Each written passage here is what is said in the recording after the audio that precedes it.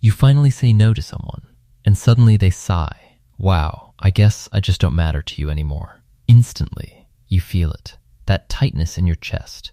So you start explaining yourself, and somehow, 5 minutes later, you're apologizing for something that was never your fault. If that's ever happened to you, you're not weak and you're not overly sensitive. You just got caught in one of the oldest social tactics there is. And oddly enough, the response that actually shuts it down isn't a smarter comeback. It isn't confidence. It isn't calling the person out. It's something far simpler, and almost nobody does it. Here's the part most people miss. A guilt trip isn't really about guilt at all. Guilt is just the tool. What the other person actually wants is control over your next move. Once you understand that, everything about how to respond changes. Let's look at how this actually plays out. A parent says, "After everything I've sacrificed for this family, this is how you treat me?" A partner says, "If you really loved me, you wouldn't even need to think about it." A friend says, "I guess I just care about this friendship more than you do." Most people respond the same way every time.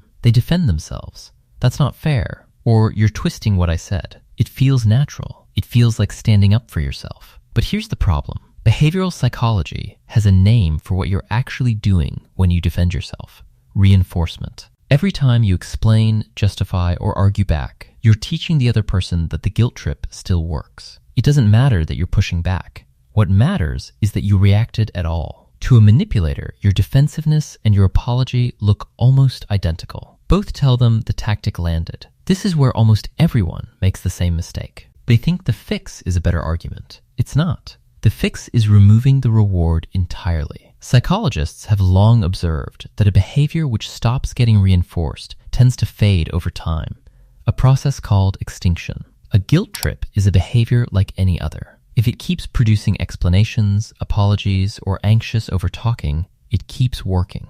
If it produces nothing for the other person to use, it starts to break down, often within a few attempts. So what do you actually do in the moment? This is where the ARC method comes in.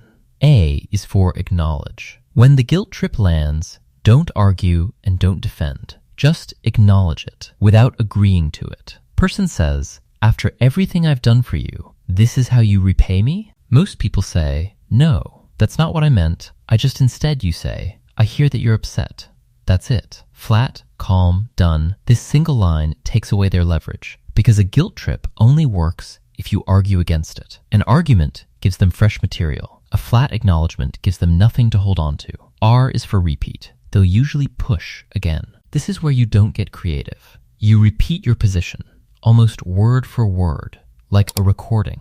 They say, "You clearly don't care about my feelings." You say, again, calmly, "I hear you, and I'm still not able to do that." Here's the part that surprises people. The repetition isn't laziness. It's the entire point. Manipulation tactics rely on wearing you down through repetition. When you use the exact same calm response every time, you're showing them that repetition doesn't get a different result with you. You've taken their own tool and pointed it back at them. C is for close. Once you've acknowledged and repeated your position, you end it, warmly, without drama. "I love you, and I'm still doing it my way." Let's talk about something else. No slammed doors, no last word, no walking away angry. You simply stop supplying the conversation with fuel. And this is what actually stings for a manipulator. Not your anger, but your absence of reaction. There's a concept called cognitive dissonance, the discomfort of holding two conflicting realities at once. They expected guilt to produce a reaction. It produced nothing.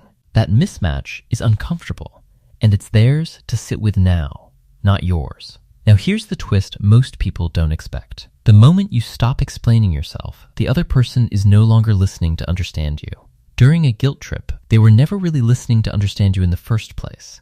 They were listening for the next sentence they could use against you. Once you stop feeding them sentences, that entire strategy runs out of material on its own.